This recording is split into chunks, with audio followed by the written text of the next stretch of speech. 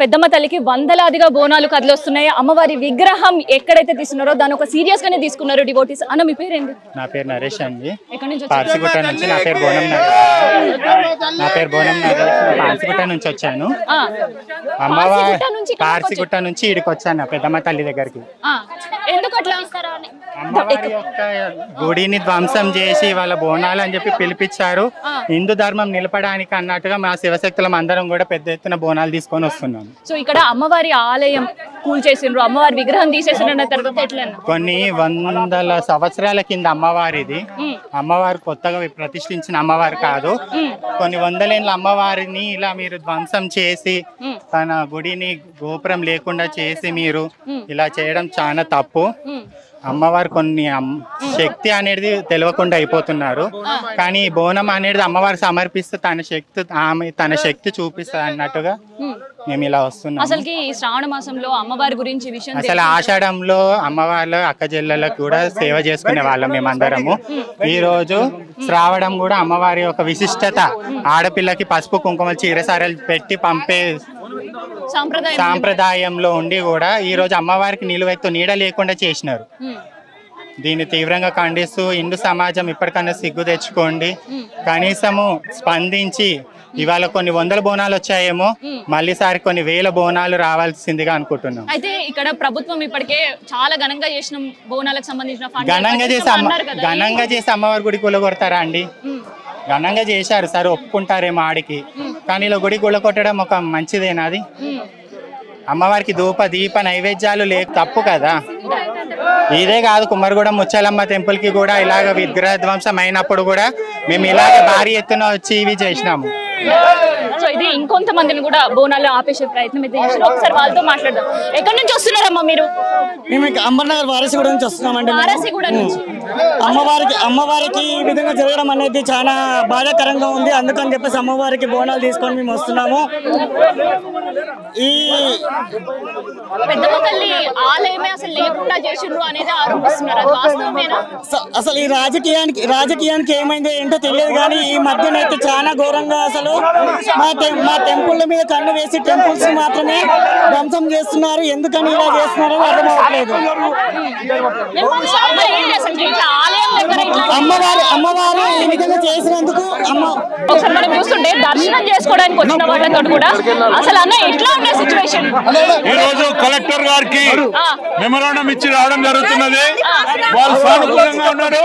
ఇక్కడ గుడి స్థాపించేంత వరకు మేము హిందూ బంధువులు అందరం కూడా పోరాటం ఆపదాం. అసలు ఏంటి బోనం ఏంటి? అమ్మవారికి ఇవాళ మీరు తీసుకొని వచ్చారు, అసలు లోపల అలో చేసిరా? ఎట్లా ఉంది లోపల పరిస్థితి? అమ్మవారికి బోనం తీసుకొని వచ్చి 2 గంటల పాటు వెయిట్ చేసినాం అమ్మ.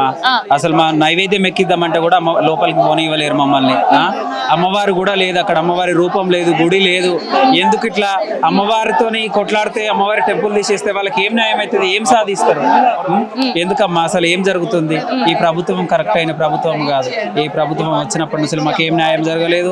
అమ్మవారిని తీసేసి అమ్మవారికి ఇట్లా చేస్తుంటే మనుషులు ఎంత వాళ్ళకి చెప్పండి. అమ్మవారికి చాలా అంటే చాలా ఒక ఆడపిల్ల ఇట్లనో అమ్మవారు అట్లా అమ్మవారిని అట్లా తీసేసి అమ్మవారిని అంతా తీసేస్తే ఆడపిల్లకి చేసినట్టు కాదా? వాళ్ళకి ఏం న్యాయం అయితే ఏం పొడుగైతారు అమ్మ వాళ్ళు? దేవుడు ఒక్కరోజు కాకుండా ఒక్కరోజు అయినా ఖచ్చితంగా చూస్తాడు. అమ్మవారి శాపనార్థం మాత్రం ఇది కాదు. ఒక శివశక్తులను బాధ పెడుతున్నారు, దేవుళ్ళను బాధ పెడుతున్నారు. వాళ్ళు ఏం సాధిస్తారో ఏమో తెలియదమ్మా. సో ఎక్కడి నుంచి వచ్చారు మీరు? మేము బోరబండ నుంచి వచ్చినామమ్మ. బోరబండ నుంచి వచ్చి ఇక్కడ మేము ఈ రోజు అమ్మవారికి మా భక్తితో మేము నైవేద్యాలు ఎక్కిస్తున్నాము. కానీ ఇక్కడ మేము ఉండి ఇండ్లు కట్టుకొని ఉండనిక రాలే కదా. మేము భక్తితో వచ్చినాం అమ్మవారి కోసం అని. ఏందమ్మా ఈ న్యాయం? కరెక్ట్ గా లేదు. అమ్మవారి విగ్రహం లోపల ఉండగానే అమ్మవారి ఆలయం కూల్ చేసిండ్రు అని విగ్రహం ఉండగానే స్లాబ్ పడిపోయింది అమ్మవారి మీద. ఫొటోస్ మనకి ఇన్స్టాలో కూడా వైరల్ అయినాయి. తర్వాత విగ్రహాన్ని తీసుకొని పోయారట. మరి ఇప్పుడు మేము బోనాలు చేస్తే మమ్మల్ని పోనివ్వలేదు. 1 అవర్ దాకా మనం పోనివ్వలేదు మమ్మల్ని. ఇది ఎక్కడి వరకు న్యాయం? అసలు హిందువుల మీద ఎందుకు ఇట్లాంటి కుట్ర బండుతున్నారు? మన వాళ్ళు మన మీదనే కత్తిపోటు పెడితే మరి బయట వాళ్ళకి ఆస్కారం ఉండదా మేడం? ఇది చాలా అన్యాయం అండి. హైదరాబాద్ లో ఉండకుండా అందరూ ఒకటే అనుకుంటా. మరి రోడ్ల మీద ఉన్న దర్గాలు అట్లనే, మసీదులు అట్లనే, చర్చిలు అట్లనే. మేమేనా హిందువులే పిచ్చి వాళ్ళు కనబడుతున్నారా?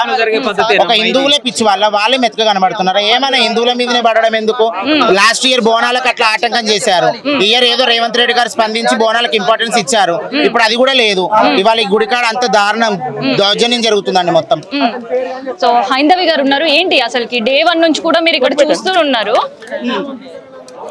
సో ఫస్ట్ డే ఎట్లా ఉంది సిచ్యువేషన్, అసలు ఏం జరుగుతుంది అసలు ఇక్కడ?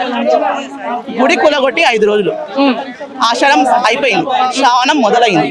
ఎవరు కూడా ఊహించలేదు ఇలాంటి సంఘటన ఒకటి జరుగుతుందని చెప్పేసరి. ఎన్ని రోజుల నుంచో ఈ ప్రభుత్వ భూమి పైన అధికారులకు కానీ లేకపోతే పక్కన ఉన్నటువంటి ఎవరో పెద్ద బడాబాబుల యొక్క కన్ను ఉన్నట్టుంది. రాత్రికి రాత్రి అమ్మవారి గుడిని కూల్చేసిండ్రు.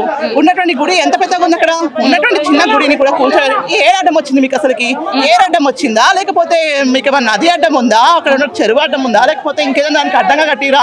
ఎక్కడ కూడా ఏం లేదు. చూసినాం లోపలికి వెళ్ళి మొత్తం డిస్మాంటిల్ చేసేసారు, మొత్తం అంతా కూడా గుడి అంతా డిస్మాంటిల్ చేసారు. మెజారిటీ ఉన్నటువంటి మన హిందువుల యొక్క మనోభావాలను పట్టించుకొని ఈ ప్రభుత్వము ఉండి ఏం చేయడానికి? రేవంత్ రెడ్డి గారు చాతగాని సీఎం, ఉన్నటువంటి దేవాదాయ శాఖ మంత్రి కొండా సురేఖ గారు అసలుకి ఆమెకు ఏం చేయాలో కూడా తెలియదు. భక్తులు ఇంతకాలం ఘోరంగా వచ్చి ఇక్కడ అందరూ గొడవ పెట్టుకుంటా ఉంటే మీకు కొంచెమన్నా కూడా చీము నెత్తరు మనిషి ఉన్నటువంటి హిందువులేనా మీరు? అసలుకి హిందువులా మీరు బొందుగాలని నేను అడుగుతా ఉన్నా. మేము వచ్చినాము, బీజేపీ పార్టీ ఇక్కడ నిలబడింది, భక్తులకు అండగా నిలబడతా ఉంది ఇవాళ బీజేపీ పార్టీ కూడా. మా యొక్క జిల్లా అధ్యక్షుడు లంకల దీపక్ రెడ్డి గారు కూడా ఇక్కడే ఉన్నారు, వీళ్ళతో పాటే ఉన్నారు. ధార్మిక పరిషత్ వాళ్ళు ఉన్నారు ఇక్కడనే, బజరంగ్ దళ్ వచ్చింది, విఎస్పీ వాళ్ళు వచ్చినాము. అంటే హిందువులకు ఏదైనా జరిగితే స్పందించేది కేవలం కూడా రాష్ట్రీయ స్వయం సేవక సంఘ యొక్క అనుబంధ సంస్థలే తప్ప మిగతా పార్టీలలో ఉన్నటువంటి హిందువులకు ఎవరికి కూడా చీము నెత్తురు ఏమీ లేదు. వాళ్ళు వాళ్ళ యొక్క స్వార్థం కోసము వాళ్ళ ఓటు బ్యాంక్ కోసం పనిచేస్తున్నారు తప్ప, ఓట్లు వేయించుకోవడానికి తప్ప దేనికి పనికిరాని పార్టీలు అవి అన్ని కూడా. కాబట్టి ఖచ్చితంగా డిమాండ్ చేస్తున్నాం ఇవాళ మేము ఇక్కడ ఉంటున్నాం. ఇక్కడ అమ్మవారి విగ్రహ ప్రతిష్ట అయ్యేంత వరకు కూడా మా యొక్క ఉద్యమం ఆగదు. ఖచ్చితంగా మేము సాధిస్తాము. అమ్మవారి యొక్క కృప మా మీద ఉంది. ఇవాళ మంగళవారం డిమాండ్ అండి ఒకటే, అక్కడ ఉన్నటువంటి గుడిని పునర్నిర్మించండి, అమ్మవారికి ప్రాణ ప్రతిష్ఠ చేయండి, యథావిధిగా పూజలు జరిపేటట్లు మాకు అనుమతి ఇవ్వండి. ఇది మా డిమాండ్. అసలు పోలీసులు కూడా లాఠీ చార్జ్ చేశారు కొంతమంది అని అంటారు, వాస్తవమేనా? అవునండి చేశారు. మా పిల్లలకు బజరంగ్ దళ్ పిల్లలకు 2-3 దెబ్బలు తగిలినాయి. వాళ్ళని కాదు నన్ను ఫస్ట్ స్టార్టింగ్ లోనే బ్యారికేడ్స్ దగ్గరనే జుట్టు పట్టుకొని ఇచ్చుకొని పోయిన పోలీసులు. నా జుట్టు ఇవాళ ఇట్లా ఉంది అంటే కారణం ఏంటి అని అంటే వాళ్ళ యొక్క ప్రవర్తన అది. నన్ను 10 మంది పోలీసులు కలిసి తీసుకొని పోతా ఉంటే మా వాళ్ళు నన్ను బంధించేసారు మొత్తం అంతా కూడా. మీకు ఒక వీడియో చూపిస్తాను చూడండి ఒకసారి మీరు. అది ఏంటండి మీరు అసలు నన్ను ఇక్కడ బంధించేసి ఏదో నన్ను లోపల జైల్లో పెట్టినట్టు పెట్టేసారు. జైల్లో పెట్టినట్టు పెడితే నన్ను వచ్చి వాళ్ళు మన వాళ్ళు వచ్చి విడిపిస్తే నేను వ్యాన్ లో నుంచి కిందికి రావాల్సి వచ్చింది. అంటే నేను మన తీవ్రవాదినా, నేను మన ఉగ్రవాదినా, లేకపోతే అక్రమంగా చొరబాటుదారులా? నేను మన రోహింగ్యాని కాదు కదా, నేను ఒక హిందువుని కదా, ఈ దేశంలో పుట్టినటువంటి హిందుత్వవాదిని నేను. నాకు హక్కు ఉంది ఈ యొక్క దేవాలయం పైన. మరి అందుకనే అమ్మవారు పిలిపించుకున్నారు. ఇవాళ వచ్చినాం ఇక్కడికి. మీరు తాడో పైన తెలుసుకునే పోతాం ఇక్కడ నుంచి డెఫినెట్లీ. ఆ రోజు రాత్రి 4-5 గంటలకి వచ్చి చేసేసారు అమ్మవారిని. స్లాబ్ వేసుకున్నాం వాళ్ళు జేసీబీ తోని మొత్తం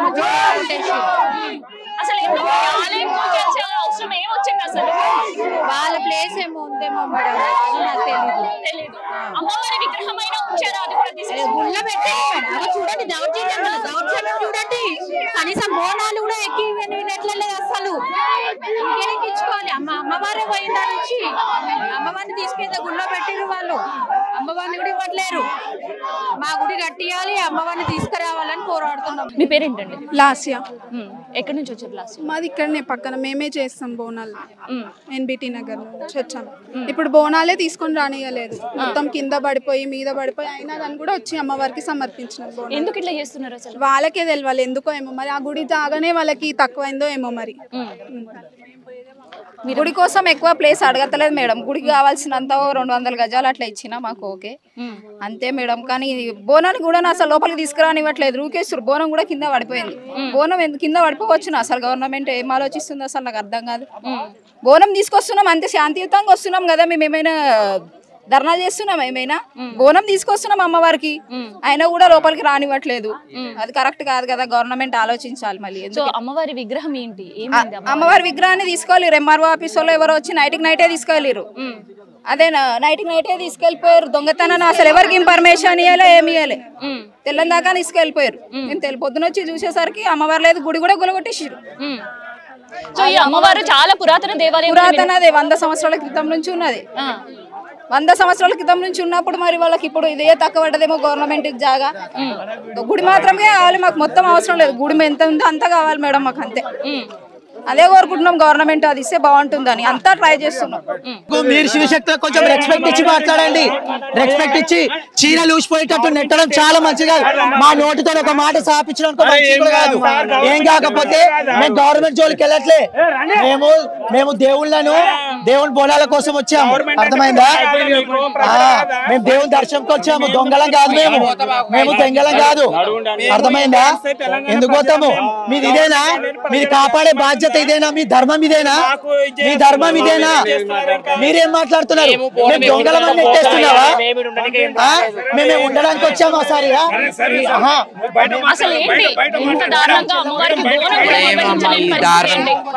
ఈ సనాతన ధర్మమే రోజు రోజుకి ఇంత అంతరించిపోతుంది. ఇది మరో బంగ్లాదేశ్, మరో పాకిస్తాన్ అయిపోతుంది రాను రాను. ఇది మంచి పద్ధతి కాదు. ఈ బస్తున్న కూడా ఎవరికి మంచిది కాదు. అమ్మవారిని ఇంత గలీజ్గా, ఇంత కణం, ఇంత కించపరిచిన ఆమె గుడిగులు ఒకటి కనీసం మేము భోజనం పెట్టే అవకాశం కూడా ఇస్తారు. చాలా తప్పు, చాలా కరెక్ట్. ఎవరు కూడా సహకరిస్తారు. పోలీసు వాళ్ళు కూడా చాలా దౌర్జన్యంగా మా చీరలు ఊసిపోయి మా మొత్తం నూకె కింద పడ్డది చేసి ఆయన ఒక బోనం కూడా కింద పడ్డది. ఇది మంచి పద్ధతి కాదని నేను చెప్తున్నాను. ఇది మంచిది కాదు. మా ప్రాణాలు పోయినా మేము గ్యాస్ వస్తుంది నలగబెట్టుకుని రాడే కానీ ఆ గుడికి మాత్రం న్యాయం జరగాలండి. అప్పటి వరకు మేమైతే ఊకోము. పోలీస్ వాళ్ళు మమ్మల్ని శివశక్తులను చూడకుండా, జోగినీలను చూడకుండా ఎలా నిలబడుతున్నారు? మేము వీళ్ళ ఇంటికి వచ్చామా? 10 రూపాయలు బిచ్చబడడానికి వచ్చామా? మా అమ్మగారి కోసం మేము వచ్చాము. మీది చాలా తప్పు. మీది చాలా బిగ్ మిస్టేక్ చేస్తున్నారు. అమ్మవారి సుఖశాంతులతో చూడడానికి వచ్చాము సార్.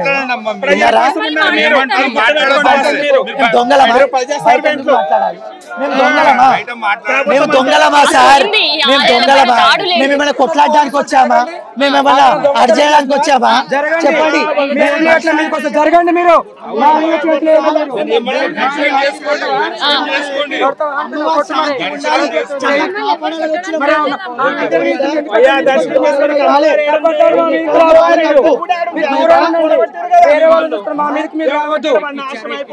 రాజకీయ నాయకులకు 5 ఏళ్ళు 10 ఏళ్ళు ఉండవు. దేవుడికే లేదు.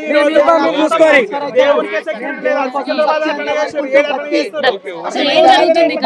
ఏమో అమ్మ బోనాలు తీసుకొస్తుంటే అక్కడనే ఆపుతున్నారు. అసలు లోపలికి వెళ్ళారు. ఆడవాళ్ళని కానీ చూడట్లేదు. ఎట్లా పడితే అట్లా మీద చేతులు వేసి దొబ్బుతున్నారు. మా దగ్గర కొన్ని వీడియోస్ గానీ ఉన్నాయి. ఆడవాళ్ళంటే కొంచెం సభ్య సంస్కారం ఉండాలి కదా. ఎక్కడ చెస్ట్ మీద చేసినట్టు మరి ఎడుతున్నారు. ఎంతవరకు కరెక్ట్? ఇదా మనం తెచ్చుకుంది గవర్నమెంట్ వేస్ట్. ఆషాఢం శ్రావణం అంటే అమ్మవారికి భోజనం ఏమో మాది అసలు అర్థం కావట్లేదు. ఇది అసలు ఏం చెప్పట్లేదు. అక్కడి నుంచి మమ్మల్ని ఆపుతున్నారు, నెడుతున్నారు. ఆపడం ఎట్లా పడుతుంది నెడుతున్నారు. ఎక్కడ పడితే అక్కడ చేతులు పెట్టి. మా దగ్గర కొన్ని వీడియోస్ ఉన్నాయి, మీ తర్వాత చూపిస్తాం. అవి అవునమ్మా, పురాతన దేవాలయమే. చాలా ఫేమస్ టెంపుల్ ఇక్కడ ఈ బస్తీలో. ఇక్కడ చాలా ఆల్మోస్ట్ చాలా ఇయర్స్, కానీ మేము మాత్రం 6 ఇయర్స్ నుంచి వస్తున్నాం ఇక్కడికి. అమ్మవారు చాలా పురాతనమైన అమ్మవారు.